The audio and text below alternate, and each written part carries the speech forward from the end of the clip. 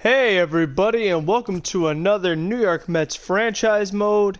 Today is episode 13 for game 13, as game 12 went pretty well, I would say. The final score of 6-1. Marcus Stroman gave us a very solid outing, giving us the 7 innings, which was very important for the sake of the bullpen. Base running wasn't great. I definitely could have got some more runs, but all in all, a solid win. Oh no, we have to fix the AAA Mets. Okay, but now we have Steven Matz going up against Adrian Hauser.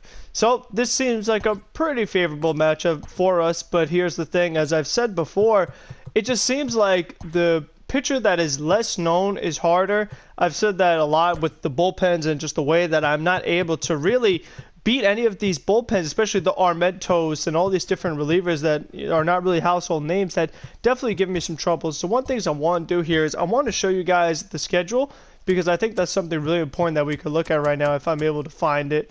Calendar. Okay.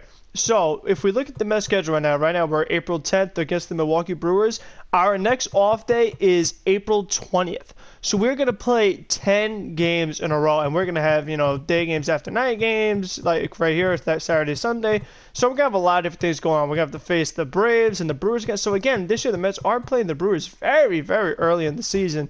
So I talked about that in the last video. So I have to be very careful about what I decide to do with both the bullpen and in the lineups, because it's just like there's not going to be any built-in off days, so I'm going to have to give people off days as the season progresses. So since I'm not facing the greatest of pitchers, seeing that Jeff McNeil looks pretty tired, I'll give McNeil the day off. I'll start maybe Dom and move JD down to third. We can move some people around and whatnot. Let's see, who else could we rest? For some reason, Ramos just looks very rested to me. I don't know why. He just does. Rosario's an iron horse. He's going to play. Conforto's going to play. Alonso's going to play. Nims, maybe tomorrow I'll give him a day off. Okay, so this is the lineup that we are going to go with today. I mean, it doesn't look great, but, I do like my matchup. The Brewers don't really scare me too much, especially their starting pitcher and just their lineup in general, because as I said in the last video, their team just looks drastically different than it did last year. I mean, you have Ryan Braun starting at third, which, I mean, it's been a while since he played there. And they just lost a lot of pieces in the offseason, and they've made a lot of moves. So I'm really curious to see if the Brewers can replicate their success. I mean, they had such a devastating loss in that wild card game. It's really hard to bounce back from that. So I think all that is just going to be very interesting. Obviously, the big thing going on with baseball. What just happened? Why is Ryan Braun hurt already? Why is that is really... I've never seen that before. That was extremely strange. You want to talk about a last-minute scratch? I mean, that's a perfect example of that. Here we were talking about Ryan Braun potentially starting at third base. All of a sudden, Jed Jerko's out there now. I don't know if Ryan Braun moved somewhere else, but... Okay, so we're facing a different look Brewers team now. But the big storyline going on, obviously, with baseball, this idea of the Arizona League. And now that we had the report come out a couple days ago, we're starting to get a couple more details about it and some potential possibilities for it and what it could look like, and something about maybe a Cactus League and a Grapefruit League, have Arizona and Florida, which I think is a good decision. But I still think that it's just going to be extremely odd, and I know we're obviously not in the kind of scenario where we could just kind of like pick what we want to see, as Brandon Nimmo gets plunked. That is not something I would want to pick to see. I mean, Nimmo does get hit a lot in real life. He's always one of the Mets leaders as far as that goes. I don't know why. He's a nice guy. I don't know why you would hit him. But he doesn't really get out the way too much. He stands pretty close to the plate. So I guess that's why he gets hit. And Nimmo, he's not really going to charge the mound. So people are lucky they could get away with it. But still, I just think that it's like we can't pick. I mean, because if it was up to us, obviously we'd want the games to be at Citi Field, where we all could go and see the Mets and get excited. But it's just like at this point now that we've been waiting for sports to start, it's like we're willing to do whatever it takes to get them started. And it kind of seems like that is the route baseball is willing to go. I mean, coming up with something like an Arizona League where you'd have a completely different schedule as Rosario hits to a double play. Of course, I put him at the top of the order, and he just... Oh my god, he really drives me nuts. But still, it's just that there could be different divisions and a completely different schedule, and they're just going to try so many different things just to get baseball to start. And it's like, even if they can pull it off and have everybody, or at least half the league, play in Arizona, it still is going to be strange because it's not going to be the same. I mean, what is baseball like with no crowd and just no one really getting excited? I mean, you're not really going to have the PA systems going off because who are you trying to pump up? So I think that's definitely going to be very weird. And just seeing games count in a stadium we're not familiar, that's going to be different. I mean, and then if, let's just say, we wanted to watch a Red Sox game or a Blue Jays game or a Tampa Bay Rays team or whatever team it is, that they'd be playing in the same stadium the Mets were just playing, that everyone's playing in that stadium. So there's no sense of like a home stadium. And just like the different things that go on with the stadiums, like facing the Brewers and we see their mascot go down the slide. Like you wouldn't see stuff like that, or you wouldn't see the apple go up when the Mets hit a home run. So, you know, that's another element you are losing out on. The chemistry of teammates in baseball is something that I really like. I mean, you think about in the video game when the game is over, maybe you'll see Ahmed Rosario and Robbie Cano do a little handshake and what have you. And that's one of the things you really like about baseball and sports in general, is this idea of friendship and being on a team and guys getting along and messing with each other and doing little pranks, as Matt strikes out Lorenzo Cain there, 1 out. But it's just like, can you do that anymore? Can people slap each other, you know, give each other high fives because they do handshakes? Because, you know what, sports, like, you know, the teammates, they're very like touchy, you know what I mean? Everyone's just like, you know, there's a lot of interaction that goes on within the team, and it's like, we wouldn't be able to do that anymore. And in the dugout, you'll see guys, they're all like bunched up together, especially like on the railing or, you know, sitting on the bench. And I mean, would you be allowed to do that anymore? And then another thing for me is like, oh, well, let's just say that JD Davis or Michael Conforto hits a big walk-off. Is everyone going to be able to rush around him and make a huge circle and rip his shirt off and pour Gatorade on him? Because that's a lot of people in a really close vicinity, which we're not supposed to do. So it's like, there's a lot of different things to have to consider. I mean, are they supposed to? Like, are they forced to be a distance in the dugout? That's something I would like to know. So it's like, even if they do start it up, it's not going to be anywhere close to the same. I mean, yes, you'll still have the basic fundamentals of trying to get a hitter out and not just walking them on 4 pitches like I did there. But still, I mean, it's definitely going to be a very odd thing to watch. But you know what? I'm ready for baseball to start. I would like to watch some real baseball and not have to, you know, play the video game to try to replicate it anymore. So I think all that's really interesting because, you know, you won't have to worry about throwing the ball into the outfield for just no apparent reason at all, which I continue to constantly do way too much. I mean, Wilson Ramos is going to lead the league in errors at this rate. As now Steven Matz completely cannot find the strike zone. And then I hang one. That's going to be a tough play for Dom. But he's Willie Mays. Wow, look at that. Nice catch by Dom Smith, going back and grabbing it. You know, I can't make the routine plays, but I can make some of the difficult ones. One of the other things I would really like to know is, of course, we have a changeup right down the middle that we pop up with good timing, is what is the minor leagues going to be like? Because you think about it, I mean, not every player is going to be on the Mets Major League roster. You're going to have some guys in the minor leagues. I mean, maybe Dom Smith is one of those guys if Yoenis Cespedes is healthy and they want to keep Matt Adams on the roster or whatever happens. So it's like, where are you going to put all these other players? Where are they going to practice? Are they going to play any games? Because just like if you do suffer an injury where there's a collision in the outfield or someone strains something while they're running or all the different things that can happen during baseball, there are so many injuries. Is that like, when you call a player up, are they going to really be in game shape? Are they going to have any at-bats, you know, in game situations like they would in the minor leagues? And then where would they be located? How quick can they get to the team? So I think, you know, that's going to be the other little things that you have to keep an eye on and how they're going to be able to go and manage that. It just, everything about it's just going to be very strange. You know, a playoff race, and where would the playoffs be played? And it's just like, how do you manage that? Especially when we think about the first round of the playoffs in baseball, you'll have, you know, multiple games on each day. You know, you'll have, oh my God, I squared up a double play, of course. Second double play, 2 innings, 2 double plays. That's very efficient. But still, like, you'll have multiple playoff games on the same day, and some will be played at corresponding times. There'll be 2 games going on at once, not necessarily the same start time. But it's like, how do they manage that, especially if they're only using one field? I mean, are they going to do 1 Arizona game or 1 Florida game? So I just think there's going to be so many things. How many games are they going to play? Like, there definitely is a lot of questions. We can't speculate too much, but there's a lot to keep in mind for when if they were to pull this Arizona thing off. Alright guys, I have a question for you. So, Final Fantasy VII Remake came out today. I know we're supposed to be talking about sports, but would you guys like to see that? Let me know, because you know what? I am a big fan of the Final Fantasy series because of Kingdom Hearts, especially somebody like Cloud, who was in the Kingdom Hearts games and Smash Brother games, you know, so I like all those characters. And I've seen so many commercials for it lately. I'm seeing it everywhere. And I've been wanting this game. I've been waiting for this game. And the more I see it, the more I'm wanting it. So let me know if that's something you guys want to see, because that would really give me an incentive to purchase it, as we have a line out here to end the inning. But definitely let me know in the comment section, or you could tweet at me at FrankD. It's in the description. Or if there's any other games you guys would like to see. I mean, it's particularly PlayStation games, because that's the only thing I'm able to stream on as of right now, or at least record on. So please just let me know. I feel like my offense has become so home run driven. It feels like every time I got a run, it's because of a home run. And you know what? I say it all the time, but that's kind of how baseball is now. It's just home run or nothing, and I'm not really crazy about it. I mean, one of the interesting things that I want to talk about, I'm sorry if I'm talking your guys' ear off, but it's that last night they were having the Mets yearbook on, and you know, that's usually on SNY, especially now with no real sports going on, and they'll usually show, like, you know, 2015 or 2007, or, you know, stuff I've seen erased, stuff I've seen a bunch of times. That's not something you see often. Don Smith goes deep to right field. It's out of here. The New York Mets go in front 1-0.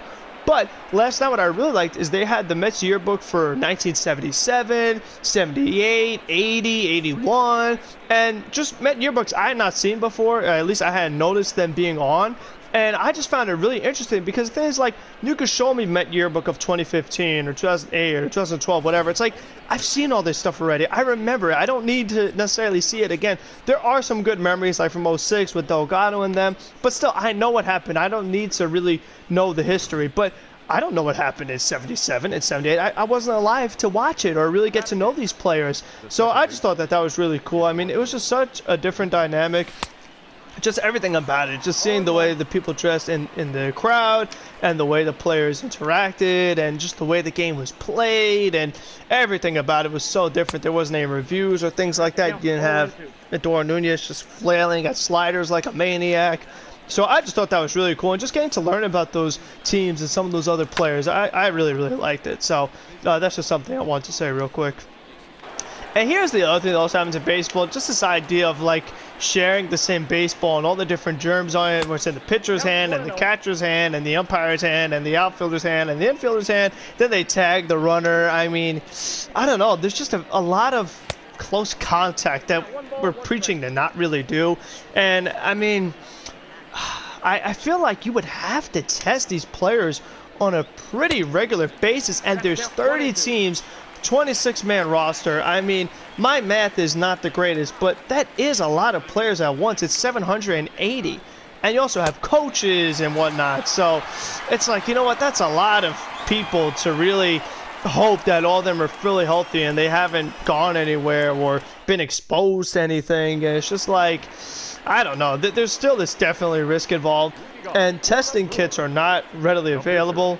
You know what I mean? And to do it that frequently, because I feel like you would have to test kind of often just to make sure that no one else gets sick and kind of protect your investments and what have you. So I really don't know. And one of the things that I wonder is that, like, if baseball is able to pull this off, I wonder if the other sports would consider that. Like, would basketball be played maybe in the Phoenix Suns arena, or just some other basketball court in Arizona or Florida, and just do the same thing, change the schedule and whatnot? Because the thing is that baseball, they could be a little more creative because their regular season hasn't officially started yet, whereas basketball was almost wrapping up. You know what I mean? They're a month away from the playoffs. So, I mean, you had so many things set in stone. I mean, like I talked about in the video I did when the NBA season first got suspended, but that Oklahoma City Jazz game, that was a pretty big game because Oklahoma City wins, and all of a sudden they're the 4th seed. You know, they jump in front of the Jazz and lead in the division. So it's just like, you know, it's hard to really just change the complete scheduling and things like that. But I don't know, it's just a thought, because I wouldn't mind seeing basketball come back too and let them finish out, because it was making for a really good season. I was looking forward to this basketball season because of all the changes in teams, and not necessarily having one particular super team. You have a lot of solid teams. I think it was going to make for a really competitive postseason, which is not something we have gotten in basketball in recent memory. You know, we've had a lot of the same matchups in the finals, LeBron versus the Warriors or LeBron versus the Spurs. That's kind of the way it normally goes. But still, I was looking forward to potentially seeing something different. Maybe seeing, I don't know, Kawhi and Paul George go up against potentially the Raptors or the Milwaukee Bucks. Like, that would have been fun to see. And who knows if it is even going to happen, because the NBA has thrown out this idea of just potentially calling it off completely. So I really don't know what's going to happen there. But I do know what happens if you throw a hanging slider to Pete Alonso. You're just going to line out, and even though you squared it up right to Yelich. Okay, never mind. The Mets had to play 13 days in a row because you had 2 games against the Astros. This is the 2nd game against the Brewers, and then you have to wait 10 more days until your next off day. So that's just a lot of games in a row, and I wonder how the bullpen would hold up in that kind of scenario, because it's like if Michael Wacha can't go deep into games because he has a low stamina rating, which I know people don't have stamina ratings in real life, you know, everyone is different, but still, it's just like, hold on a second. Oh, thank God. Oh, no, I actually pressed out 1. I always find out I mess these things up.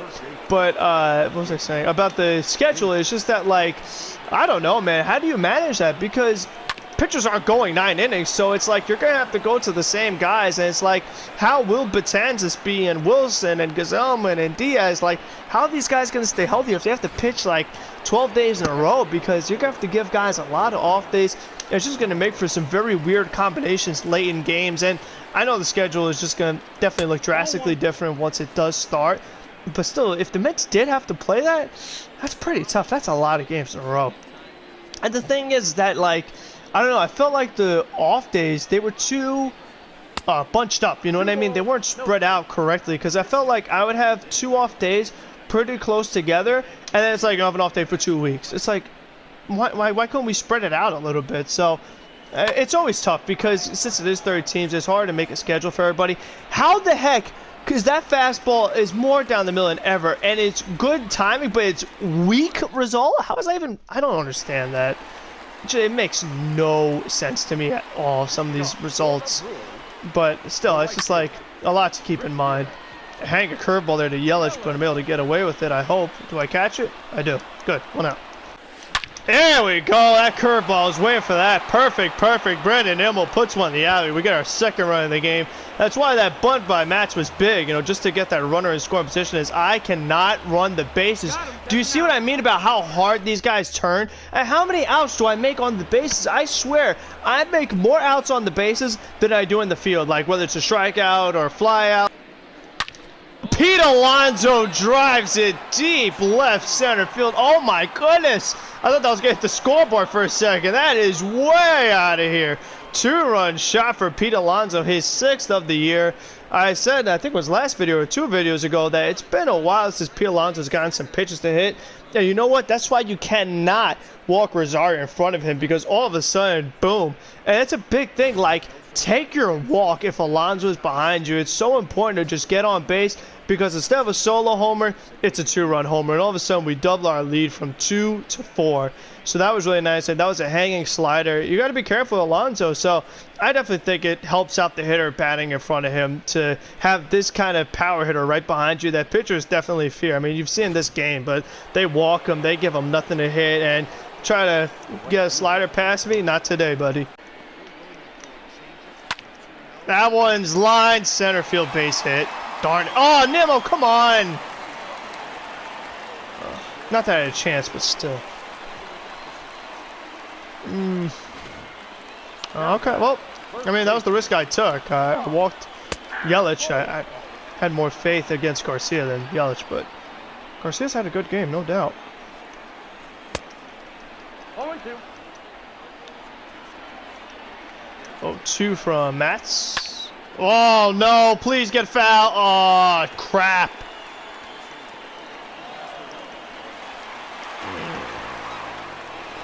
Wow, Brock Holt on an 0-2 count? Really? 2 from Matz. Oh, on the ground. Oh, it gets through? I took a bad route. No way. Oh, my God, I just tied the game? Oh, I gotta pull Matz. Wow. Brock gets out of it, but wow. McNeil, hanging slider with good timing. Somehow it's a weak result. I don't understand that. I don't get it. I really don't. I don't understand how it's even possible, honestly. What about that one? That's another hanging slider with good time with okay. How is it weak? Okay. I mean, these are sliders right down the middle. They can't be more down the middle. Game is so like fixed, honestly. Like, I don't know what else to say. I don't know what more to do. Fastball right down the middle. Good timing. Okay result. I mean, I don't know. I'm just starting to feel like I'm not supposed to win this game now because I was pitching great. All of a sudden, they string together hit after hit after hit. Now my timing is great. They're throwing it right down the middle, and these hitters can't do anything with it. Okay timing. Weak timing. Ridiculous. 3-2 from Wilson. Struck him out. Able to strike out Christian Yelich and keep the game tied. Big inning from Justin Wilson. I would like to keep him out there, but I really don't want to overuse him. Because, I mean, just looking at it. Oh, Garcia. It's good against. You know what? Where did Justin Smoke come from? How did he get in this game? He must have a double switch. Oh, darn. I didn't see that. I wish I had another lefty in the bullpen, honestly. It would make life so much easier. Wow, that's a really good pitch to hit, and that one's pretty deep. Right field, back goes Yelich. Gets it. Wow. Oh, man. That would have been such a huge homer. Alright, so voiceover me has to step in. Of course, the recording, the 60 minutes happens, and I hit the share button so that it will record again. The little thing showed up that says, you know, recording, but of course it didn't record. So I highly doubt it, but worth a try. Yeah, I did a double switch just in case I want to get 2 innings at Betances, which I didn't really think was going to happen. But at this point in the game, I'm definitely very nervous. I'm lucky if I could even get 1 inning at Betances, honestly, with the way his command is. But yeah, definitely nervous because just like I felt really good when this game was 4-0. It was the 6th inning. Matz was cruising. He was pitching really well.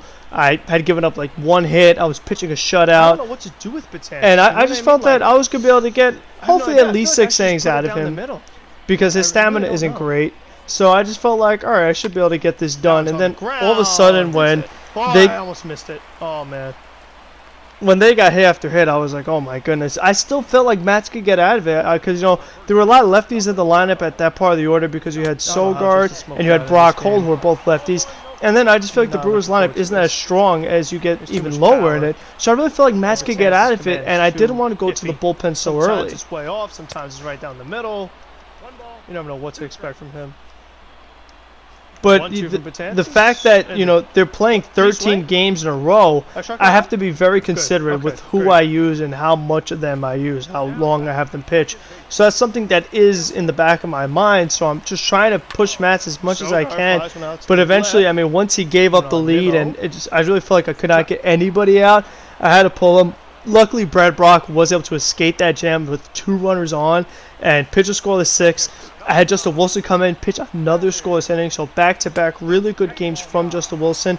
And Dellin Betances, things definitely started a little rocky. Command was all over the place, which is normal with him. I mean, he does tend to do that very often, but sometimes he gets out of it. And in this game, you know, he is pitching a little better. I gave up that hit early, and at first I was falling behind batters, and it's just very hard to put some of these hitters away. I mean, it's just like I don't know what to do with him because sometimes he'll hit a spot. You know, that was pretty close, but sometimes he'll be completely off when I'm trying to throw a strike. Then sometimes I'm kind of trying to paint a little bit. Betances throws a scoreless 8th inning. So how about Steven Matz, who was pitching great, well, I'm going to say the same thing again. And all of a sudden, I just completely blew up in that 6th inning, giving up 4 runs after being up 4-0. Brock comes in with runners on, strands them. Justin Wilson, scoreless 7th. Betances, scoreless 8th. What happens after that, I don't know, but I hope it continues that way. Well, I do know what happens because since it is going to cut out very shortly, is that... You know what, Nunes, I'm tired of you. I'm bringing in Cano. Even though that was my fault. Forget resting people. I want to win this game. It was my fault swinging at that pitch with Nunez, honestly. That thing was out of the strike zone. I was just flailing. But, I don't know. I just don't do good with him, and his attributes aren't the greatest. I do much better with Cano, and I did really want to win this game because I was embarrassed after. I really felt like I was easily going to win in that 6th inning. A nice little homer for me. He'll only have to play 1 inning. But yeah, and also like the same thing goes with position players. I want to make sure that I'm resting these guys too, so that they be able to withstand this 13-game stretch we're gonna have, because injuries are on. And Cano got hurt earlier in the season, so I don't want that to happen again. But all in all, I was able to take the lead in this inning on a go-ahead hit from Ahmed Rosario, which was really big. So we go up 5-4. That's all I was able to get in the top of the 9th. So in the bottom of the 9th, which, I mean, we're going to see, I'm really thinking about who to go to because it's tied. I'm thinking, what if I take the lead? What if, because I was looking at it, it's the bottom of the order. I was thinking maybe I could get away with not having to go to Lugo. Really just trying to save him for an emergency. I'm just looking at the lineup. It doesn't look too scary. It really doesn't. I think I could. I really don't know what to do here. I'm just going back and forth between a bunch of pitchers. I feel like I could sneak an inning out of Familia, and I have no clue. I think I could pull it off. I'll have Lugo up just in case. If I have the lead, Lugo's coming in. But if it's still tied, yeah. So that's what I did. Since I did take the lead, I did go to Lugo, and to start off good, you know what I mean, I was able to get a batter out, but I walked the batter. I then got another batter out. Then I walked back-to-back batters and loaded up the bases. I was like, oh my gosh, I was going crazy at this point. I was like, Lugo's losing his command. What's going on here? My one reliable reliever, I can't find the strike zone with him. So I was getting very, very frustrated. And it came to, I think it was like, it wasn't a full count, but I was able to get 2 strikes on the batter, and I struck him out, and I screamed. I was like, struck him out, and the ball game is over, put in the box. And I did the whole thing. We win, whatever. I recapped who did well, who didn't do well. I would love to draw a walk but you know, just I mean, I don't know. This was just a weird game because I felt like it definitely should have been better. Obviously, I made base running blunders again, really but still, I mean, it went bad in a hurry, and even the way it ended, like it just did not feel pretty at all. Right. Let's see if we can get something cooking here in the 9th. It just didn't feel pretty with the way Lugo walked 3 batters I didn't. Walked the bases loaded with a 1-run lead, and I'm just able to squeak it out. So, I mean, obviously you'll take the win. And like I said, these head-to-head matchups against the Brewers are really important. So I'm trying to win as much as I can. So, but hopefully you guys enjoyed this video. I really wish this would stop. I mean, it's so random. Sometimes it records. Sometimes it doesn't record a second time. But until the next one, be safe, be smart, be healthy, and have a good one, everyone. Oh, Marislik, I'm going to try to move up. He is safe. All right, runner in score position. Perfect. I didn't have to steal. See if Nemo could drive him home and give us the lead. Ooh.